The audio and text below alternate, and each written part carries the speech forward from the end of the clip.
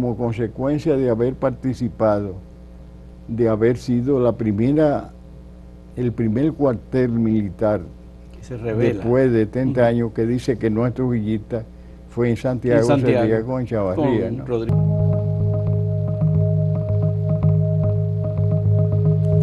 Tal y como habíamos prometido, agradecemos muchísimo que Freddy Piantini Colón, un oficial que desde la época de Trujillo se inició en el ejército de República Dominicana y que se especializó en manejo de tanques.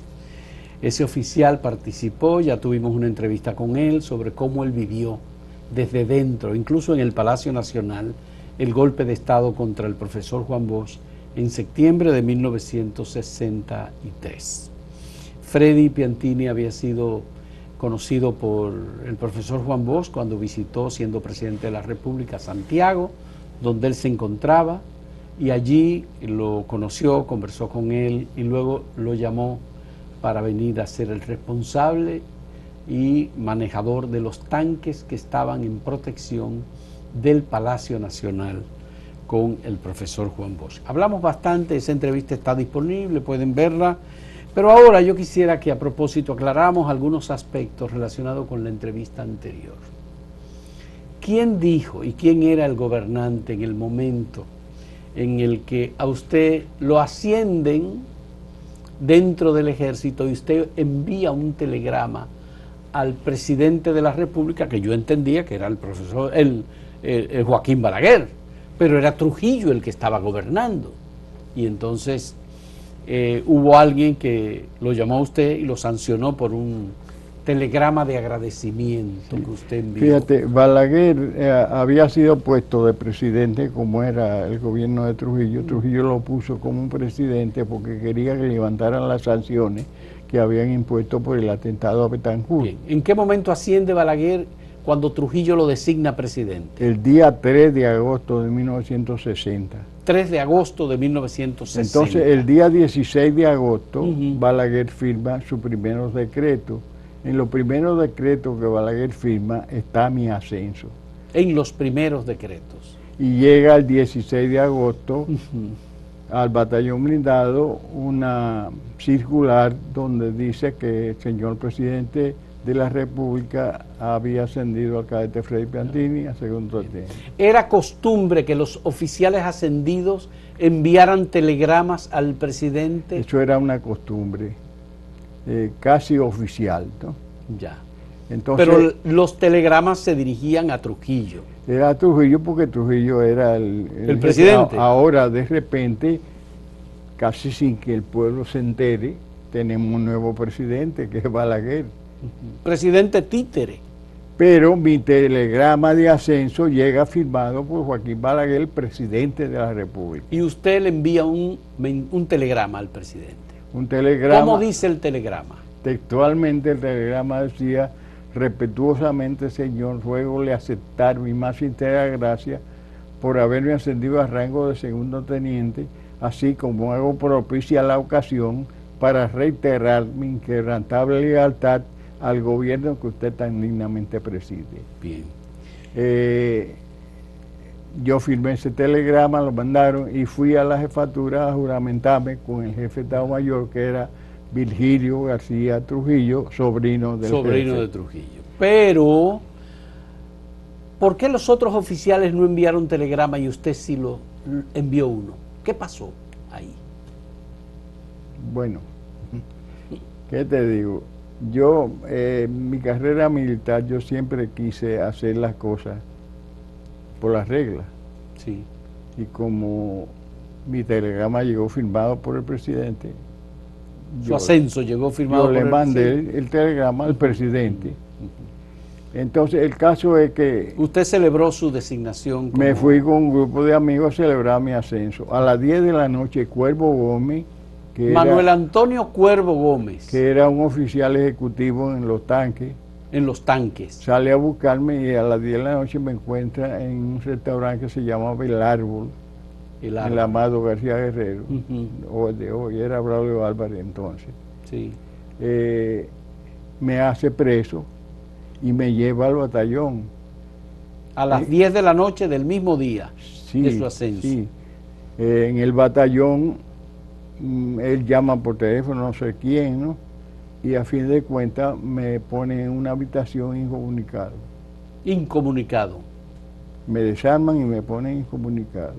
Al otro día dicen que todos los que fueron ascendidos deben ir a la jefatura de Estado Mayor. A usted lo sacan de la habitación en donde Y estaba. me llevan a la jefatura de Estado Mayor. Usted sigue preso entonces. Sí, yo voy con un custodia. Ah, muy bien. Entonces allí el jefe de Estado Mayor, estamos todos allí. Virgilio. Y dice Virgilio, levanten la mano los que le pusieron telegrama al presidente Balaguer. Usted levantó la mano. Yo fui el único. El único que levantó la mano. Entonces me dice, Virgilio. teniente, ¿quién es Balaguer? Digo, el señor presidente de la República. Me dice, soy un mierda igual que usted. Aquí el único que asciende es el jefe. Llévenselo y tránquenlo. Me llevaron, suerte que me llevaron al batallón. En el batallón prepararon una habitación y me encerraron allí incomunicado. ¿Incomunicado? ¿Cuánto tiempo estuvo usted ahí? 10 días. 10 días incomunicado. A los 10 días, mi amigo Pichardo Gotró, que era su comandante de batallón, le dieron la misión de ir a darme la noticia. Él va y entra a la habitación. Me pregunta que cómo me va. ¿Qué tú crees que puede pasar? Digo, yo he pensado muchísimas cosas. Yo he pensado que me iban a cancelar, que iba a quedar como enemigo del gobierno, que toda mi familia iba a pasar muchísimo trabajo. Pues, tú sabes cómo es. Incluso he pensado que me podría mandar hasta para la cárcel pública. Por haber enviado un telegrama al presidente que lo ascendió.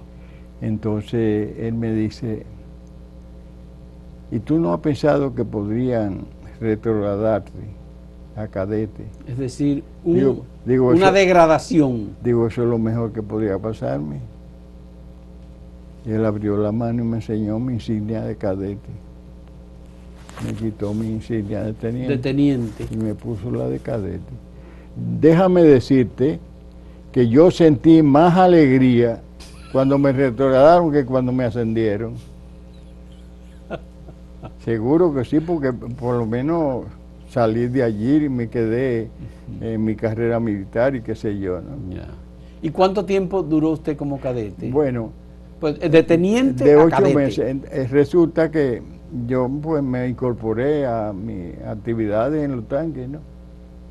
Pero resulta que Radamés Trujillo era el comandante de mi compañía de tanques.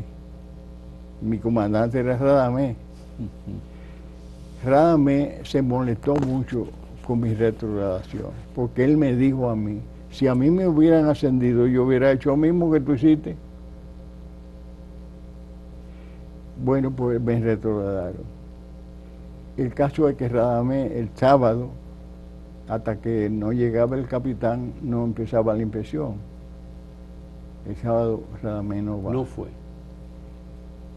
Estamos formados, ¿no? Pasan las 10, las 11, y al ver que no viene, el comandante, que era hermano de León Esteve, José Alfonso, entra y me llaman. Él piensa que Radamés no va porque no quiere verme a mí. Y la solución era sacarme de allí, ¿no? Y me llama, a su orden. Me dice, dígale al teniente Marino que prepare el jeep para un viaje largo. Marino, dice el coronel, que prepare un jeep para un viaje largo. Marino vuelve a rato y dice, el jeep está listo. Yo entro y le digo, el jeep está listo, señor. Me dice, coja toda su propiedad y súbala en el jeep.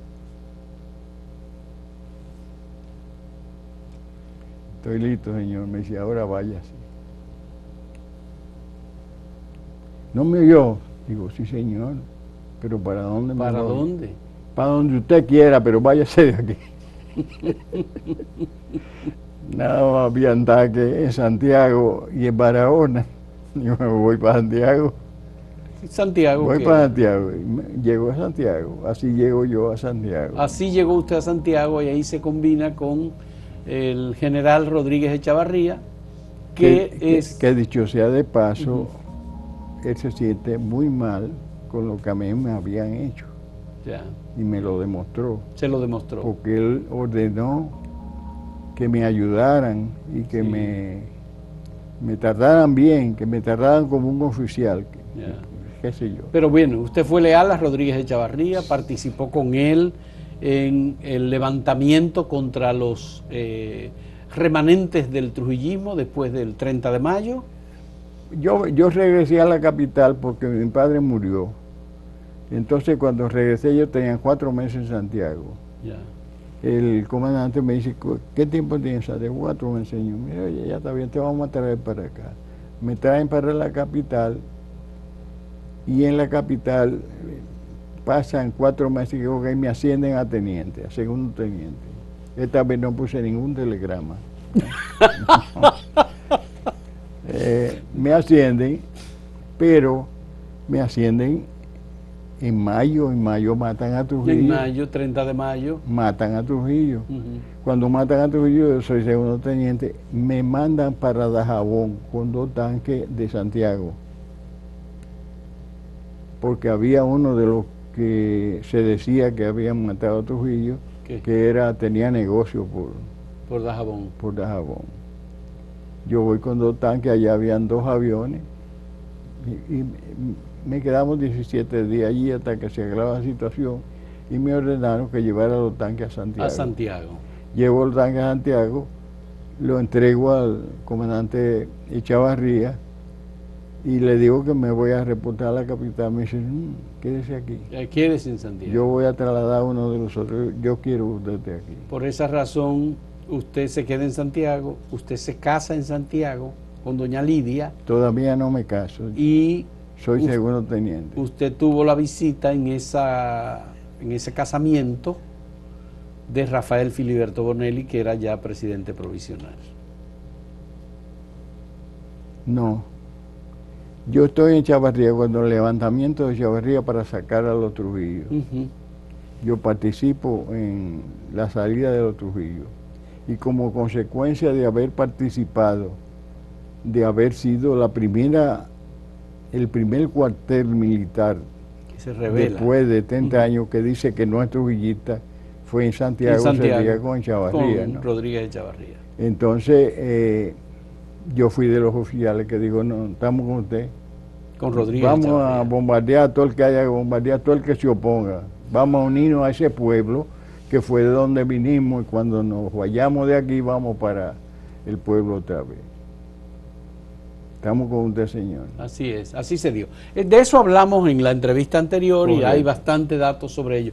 Vamos a hacer una pausa y entonces retornamos para conversar sobre los otros aspectos y elementos que tenemos pendientes de dialogar con Freddy Piantini Colón. Volvemos un momento.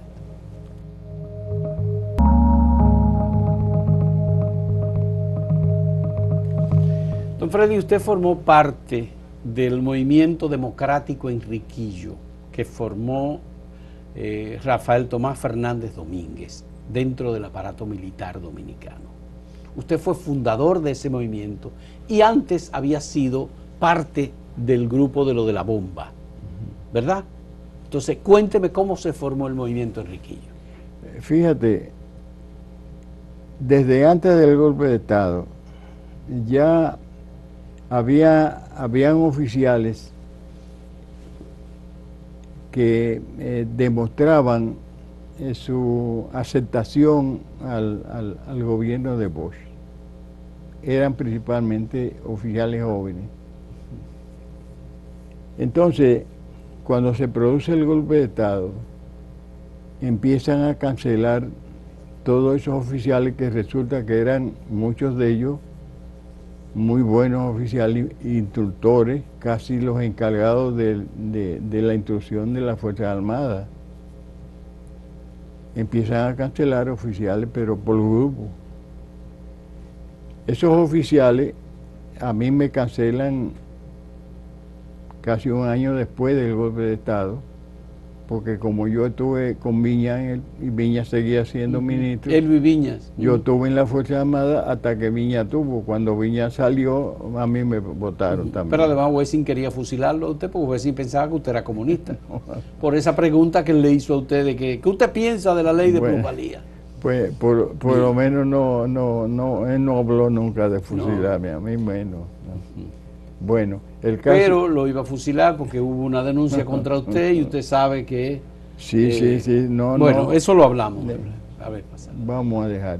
El asunto es que nada, pues, ¿por dónde íbamos? No, la del movimiento Enriquillo. Usted me el dice, movimiento Enriquillo. Claro. Ya está. Entonces, esos oficiales que cancelan, pues nos reunimos en la calle. Pero fue en el Sánchez Sama que se dio esa reunión. Éramos amigos y nos reunimos. Y uno de los puntos para la reunión era, la Chapelle lo había hecho un cuñado administrador de una estación de gasolina en la calle San Martín. A Héctor Lachapelle Díaz. A Héctor Lachapelle Díaz. Entonces, sí, pues, ese era el lugar de reunión. Por eso, en principio, nos llaman los muchachos de la bomba. Los de la bomba. Pero era por la estación de gasolina, ¿no? Nos juntábamos allí.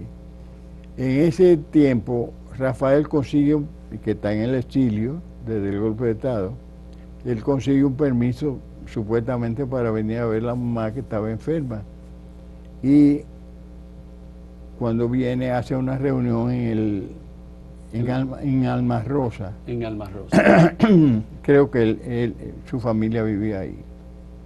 Y allí hace una reunión con un grupo de oficiales de los que estábamos cancelados. Y allí es que él nos informa que había incorporado a Camaño al movimiento y que el movimiento a partir de ese momento se llamaría Enriquillo. Enriquillo. ¿Quiénes estaban en el momento de la formación? Usted estaba en la reunión. Digamos, Quiró Pérez. Quiró Pérez. Noguera, sí. Ernesto González. Ascensión Silverio. Sí, ajá. Bueno, usted. Novoa Garni. Novoa Garni, sí. Y Rafael Fernández Domínguez. Que era el que presidía la reunión. Sí. Y a partir de ese momento, Rafael retorna al exilio. Retorna al exilio. Ya.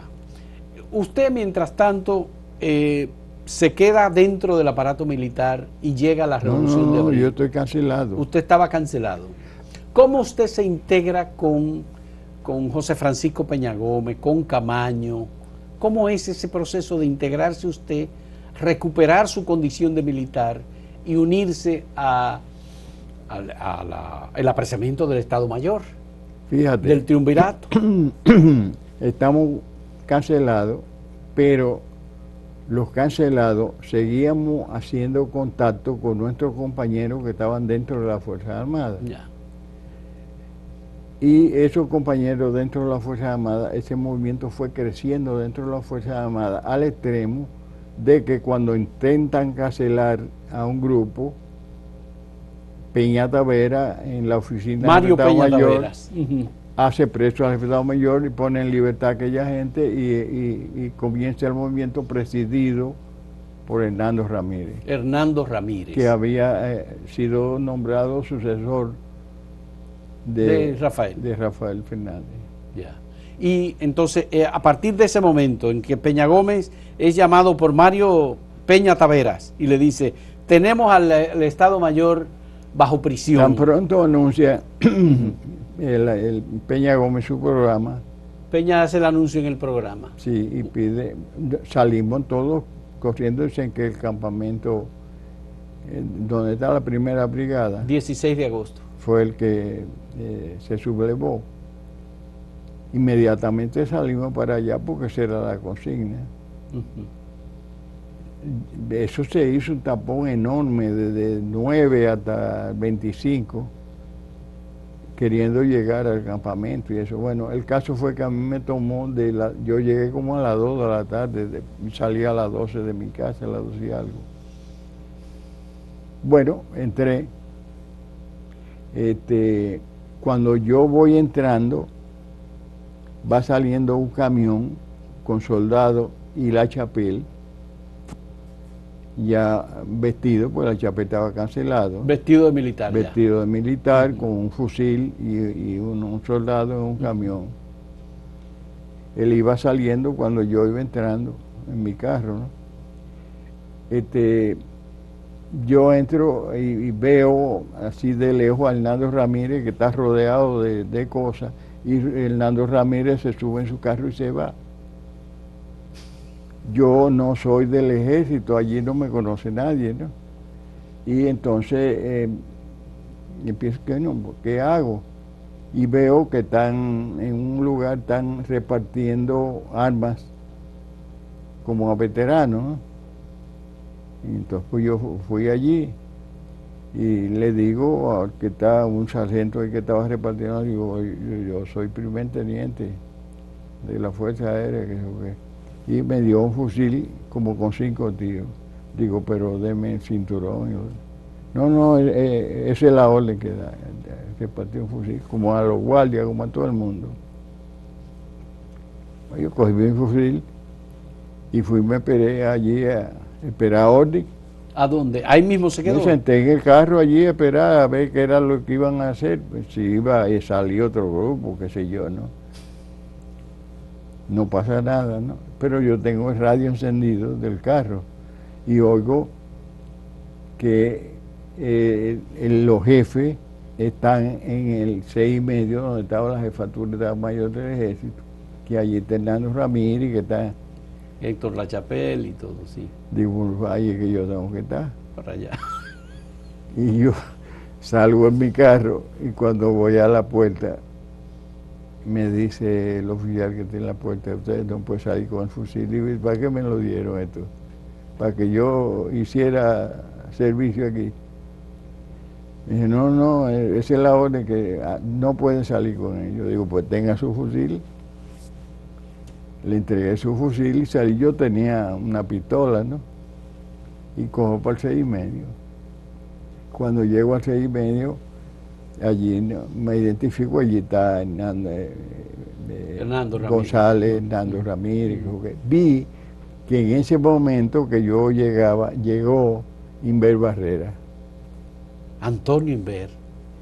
Llegó y entró a donde Hernando. A poco rato salió. Me enteré que él vino a ponerse a la orden y Hernando Ramírez dijo, no necesitamos servicio hasta ahora, ¿no? Muchas gracias. Y se fue para el otro lado. Se fue al otro lado, se fue al CEFA entonces. Sí. Entonces, nos mandaron a mí y a Marino, nos dijeron que los tanques que estaban en el palacio ahora estaban en la 30 de marzo, que fuera a ver cuál era la situación de esos tanques. Eran 2 tanques. 5 tanques 5 MX. Tanques. MX. Sí, tanques modernos, muy modernos. Y entonces, pues vamos allí están los tanques, están la gente que no conocen a mí, a Marino, pero están dentro de esos tanques. No se apean ni a beber agua. Porque si se apean uno puede entrar y hacer algo, ¿no? No se apean de allí. Pues hablamos con algunos allí y pudimos enterarnos que ellos lo que estaban era esperando orden de San Isidro. Estaban esperando órdenes de San Isidro. Entonces, fuimos a donde Hernando Ramírez y dijimos, mire, esos tanques no son de nosotros. Esa gente lo que están esperando orden de San Isidro para irse. Y efectivamente así fue, le dieron orden y ellos pudieron irse, no sé por dónde. Se fueron a San Isidro. Cruzaron el puente. No por ahí, ¿no? Creo que yo cruzamos por Villamella, por ahí, que se dieron la puerta para llegar a San Isidro. El caso fue que ellos se fueron a San Isidro y después entraron con el día 27, con el famoso ataque. Sí, ellos entraron el día 27, tuvieron, digamos que fue un recorrido corto el que hicieron, Bueno, pero mi actuación, ¿no? Entonces, ante esa situación yo pregunto, ¿dónde está Noguera? Y me dicen que Noguera tiene un comando en la Casa Pérez, en la esquina del Parque Independencia, en la azotea. En la azotea. Pues yo como de Noguera había sido mi comandante, ¿no? Y mi amigo personal, ¿no?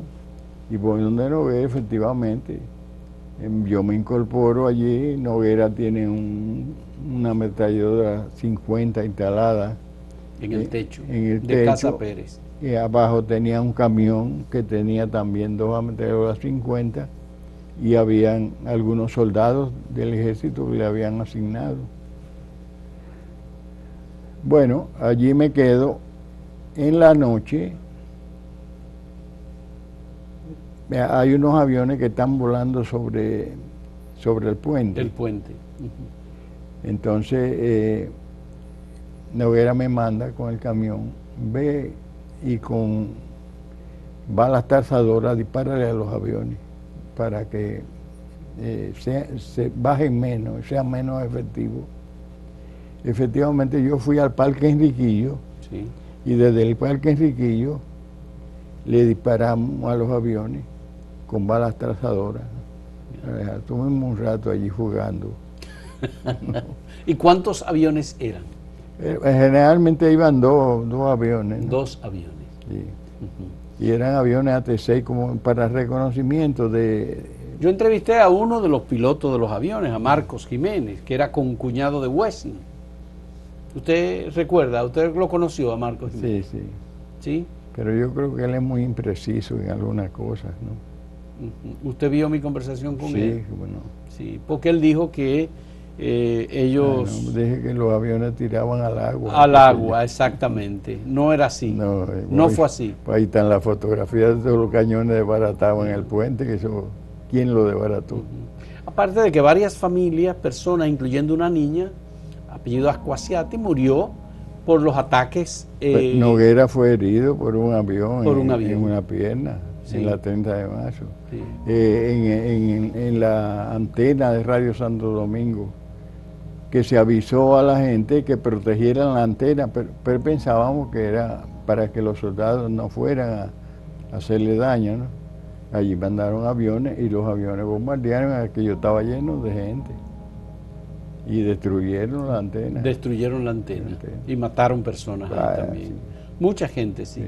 Bueno, vamos a hacer una pausa y cuando retornemos a mí me gustaría que usted me diga cómo usted se conecta con Francis Camaño y cómo Camaño comienza y le da. Pues yo tengo aquí esta carta que le envía a usted Francis Camaño cuando usted se va al exilio. Bien, retornamos en un momento en este diálogo con Freddy Piantini Colón, oficial del Ejército de República Dominicana, especialista en tanques, que participó en la Revolución de Abril de 1965 y la defensa de la soberanía nacional.